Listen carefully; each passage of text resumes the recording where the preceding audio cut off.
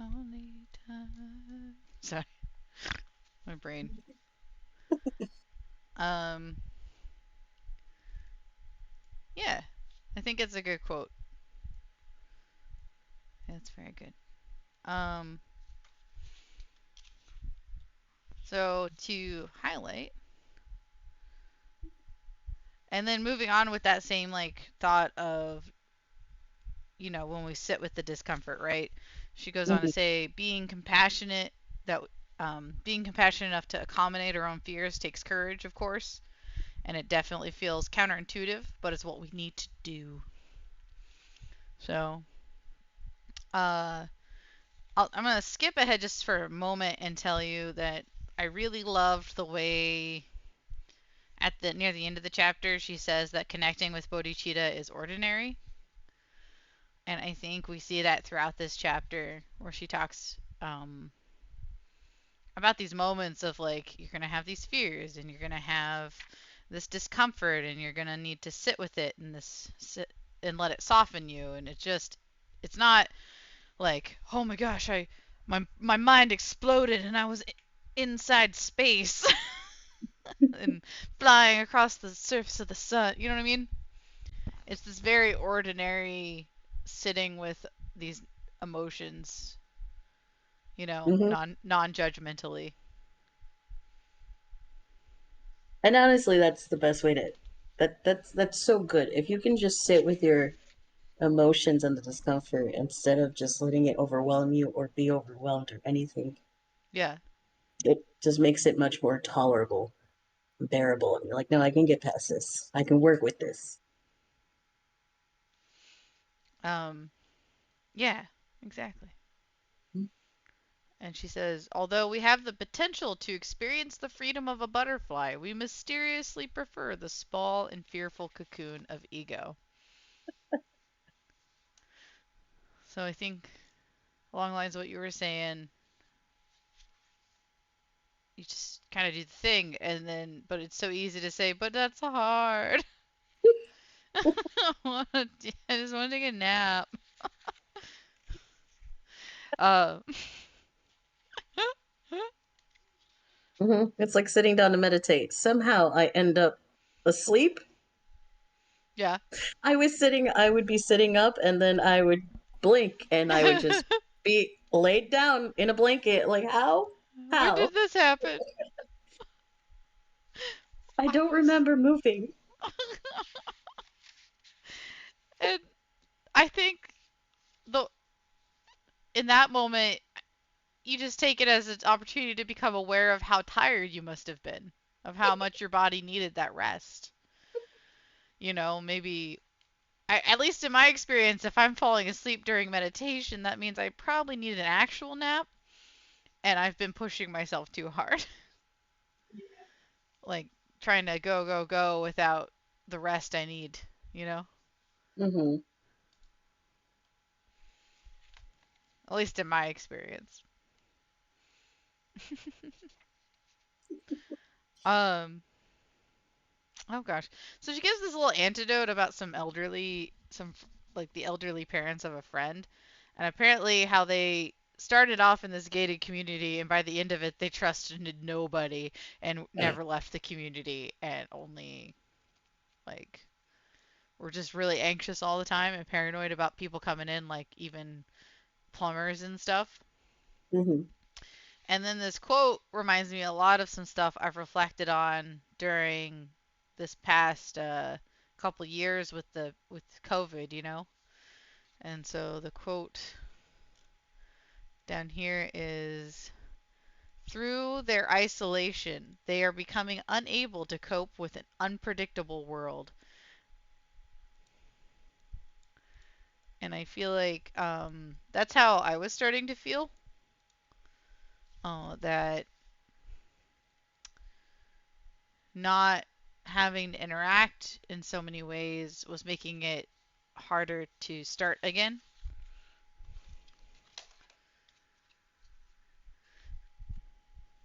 at least for me. Yeah.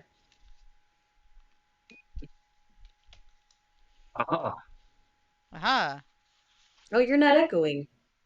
I'm echoing. You're Yeah, good. that's why I had it muted. I don't hear echoing. Oh, good. I do. Huh. Um, increasingly unnerved at the possibility of freedom. I find that interesting, and also, once again, I think it reflects at least my experiences. um, as Albert, because Pema says like that, as Albert Einstein pointed out, the tragedy of experiencing ourselves as apart from everyone else is that this delusion becomes a prison. So we let ourselves get caught up in these false views, and then we become unnerved at the possibility of removing ourselves from those views, right? Well, it's the same as being at the same job for like 10 years Mm-hmm. and then switching careers and having a whole different oh god, what's the word? Routine. Mm-hmm. That is very unnerving because I just recently switched jobs and I was at my prior job for 4 years Yeah. Yeah. and I had a part time on top of that that had I had decent insurance and I didn't want to lose the insurance, but the new job Mm. I was getting Yeah. also had better insurance and it paid better, so I didn't have to work two jobs. Oof. Yeah, but it's been good Oof. so far. But that That's, anxiety before mm-hmm. is terrible. Well, it's easy to get also caught up in a lot of what ifs. Like, what if this new thing falls through? Then I don't have it at all. Mm-hmm. Um, I I was there not too long ago, so I'm like, yes, that's exactly what it felt like. Mm-hmm. Um, but let's see, this relates to that. Um, openness doesn't come from resisting our fears, but from getting to know them well. So in connection to that sort of thing, you don't just you don't 100% block them out while you're moving forward, right? You still acknowledge your fears as you go into this unpredictable situation and remain open to them but not letting them overwhelm you. It's finding that sweet middle spot between not ignoring them and not being overwhelmed by them. It's the hardest trick of all.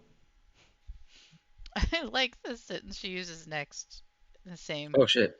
Rather than going after those walls and barriers with a sledgehammer, we pay attention to them.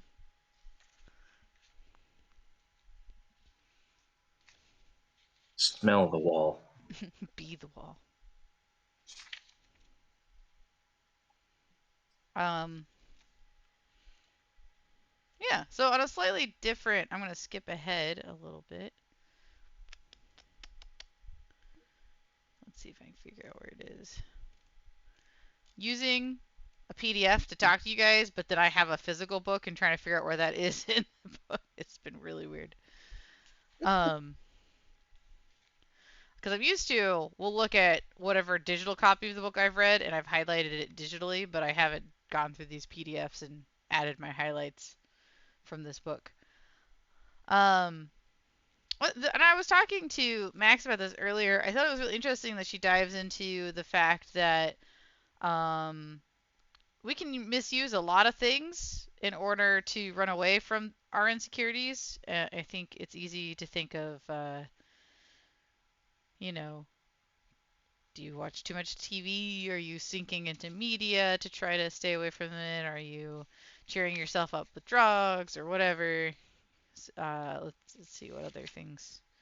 Whatever people cope with. Alcohol? Food? You can really use anything. Mm-hmm. And she hits that point, and I think that is interesting. Um, and then she compares it to the way a mouse falls for the cheese in a mousetrap. Like it's a temporary pleasure, but that ends in kind of a bad time or death. And then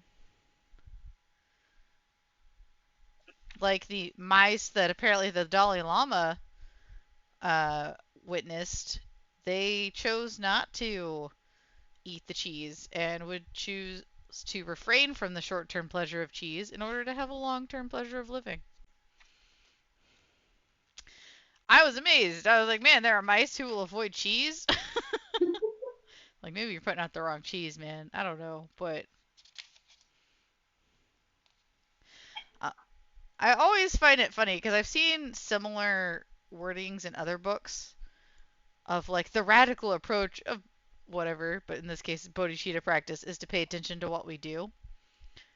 Um, I think it's funny because it shouts out to I think other type books, other ways of let's see, other books or teachings styles or I'm sorry, I'm having a really hard time finding vocabulary words today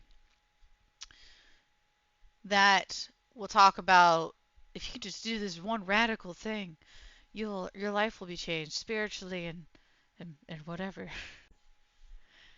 And I think because I read a lot of like Christian teachings growing up, a lot of texts that were about how to transform your life. Um, it reminds me a bit of that, and this is almost a foil, if you will, to that way of thinking. A foil, maybe, or a parody. It's a truthful parody. Like it's true that what you need to do is pay attention to what we do, but I don't know. I found it slightly humorous. Sorry. Well, I mean, it's so direct. It's so simple. Mhm. The fact that it's called radical here, I mean, it's true, but also it's like it's almost absurd. That's why it's funny. Mhm. But it's only absurd because it's so obvious. Yeah, I found that amusing. We use beliefs of all kinds to give us the illusion of certainty about the nature of reality. Um, Pima gets into this idea of like three lords of materialism, Mm-hmm. and I thought it was an interesting mental experiment, but I'm not gonna say anyone needs to like try to memorize the lords of materialism. They're not in and of themselves. They're not real. They're not real. But the point she uses those. She starts off with this analogy so she can make more points, and so it makes sense at least in the writing. But with that, I'm gonna skip down to the part I was telling Max about earlier of how I find this an interesting phenomenon, one I've experienced myself as well. New practitioners often embrace meditation or the Buddhist teachings with passionate enthusiasm. We feel part of a new group, glad to have a new perspective. But do we then judge people who see the world differently? Do we close our minds to the others because they don't believe in karma? I think whatever new thing you're jumping into, it's really easy to get lost in it. Even if that new thing is inherently something I think of as good, right? I think these Yeah. practices are good, but Yeah. It's like jumping down the rabbit hole. You don't know what will happen.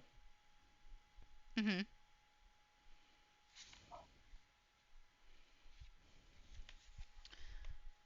Yeah. And so I think for the new practitioner, I this is definitely a book I would recommend because it softly goes through a lot of the teachings without being overly complicated or obtuse. Um, You should read it, bro. hmm? Telling Roro to read it. Yeah, you should read it. If you ever feel like it, it's a good time. I'm gonna skip the next anecdote. It was interesting and it made a lot of sense. And I will jump to what I consider a fine summary. All these people have the same angry faces. Just this idea that if you let your ideals overcome you and become so radicalized that you're getting angry, you're probably gone too far. Mm-hmm. Oh, here we go. Becoming righteously indignant, that's a sure sign that we've gone too far and that our ability to affect change will be hindered. Yeah, I thought that was a really good point. I thought the antidote was a little. I was like, I'm tired of reading this. Goes a lot of the same conversation over and over. But overall, I thought the point of it was very good.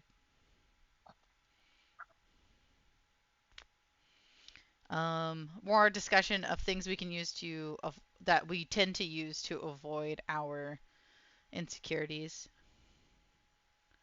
Um, and then something I mentioned briefly earlier that I have like a star next to because I think this is something really important. I'm gonna try to find. So she talks about the antidote of a woman who kind of had like this moment of clarity and enlightenment, and just instinctively she knew she was part of the universe. Like her and the universe were one, and she wasn't separate from anything.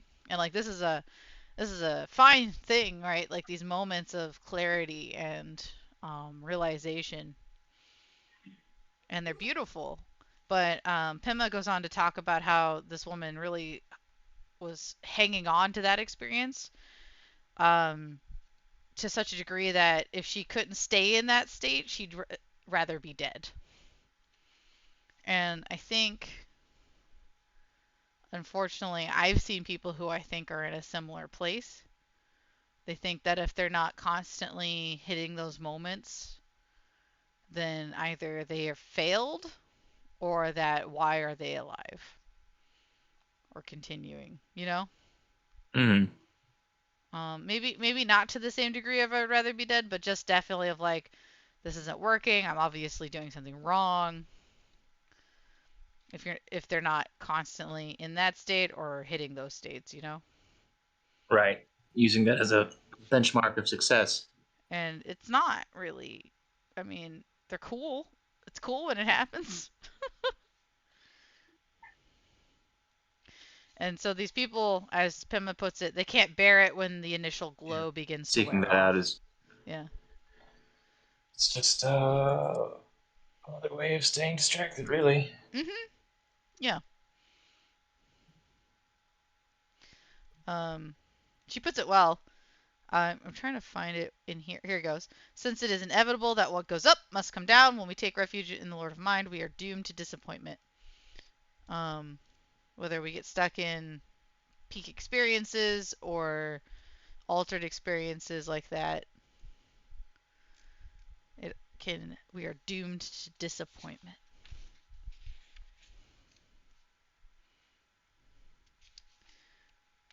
Um, and then we are coming towards the end of the chapter Mm. of where the quote comes from. Connecting with bodhicitta is very ordinary. So she gives us these an extraordinary example or two of people who've like pizzazzed in their enlightenment journey, right? Like just like psh, it's in your brain, it's electrifying, it's mind blowing. But the reality is that the actual journey is so ordinary and so everyday. Um, that's what it is, and I think it's beautiful for that. But yes, when we don't run from everyday uncertainty, we can contact bodhicitta. It wants to emerge, and we just gotta stop blocking stuff. Yeah. Say Thoughts? yes to the universe. Say yes. Just say yes. Be your own yes man.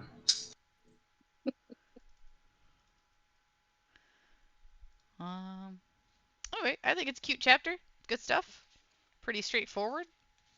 You gotta get in touch with your inner feelings. For sure. Uh, Nice. I say this to myself. I do too. I mean, all of this, when I'm ranting and stuff, is like those are stuff I've really got to work on too. Sometimes I'm better at it than others, you know. And other times I'm really bad at it. Um, Especially when my brain chemistry isn't cooperating. I think I have to work extra hard to remind myself of certain narratives, you know. Yeah. But the Prue brain is strong.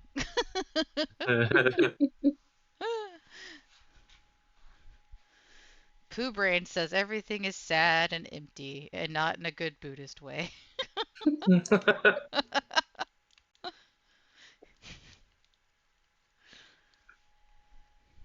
Any We final did it. comments or anything? We good? We Just need should. it. Oh, Hmm? yes. Do Hmm. you want more work to do?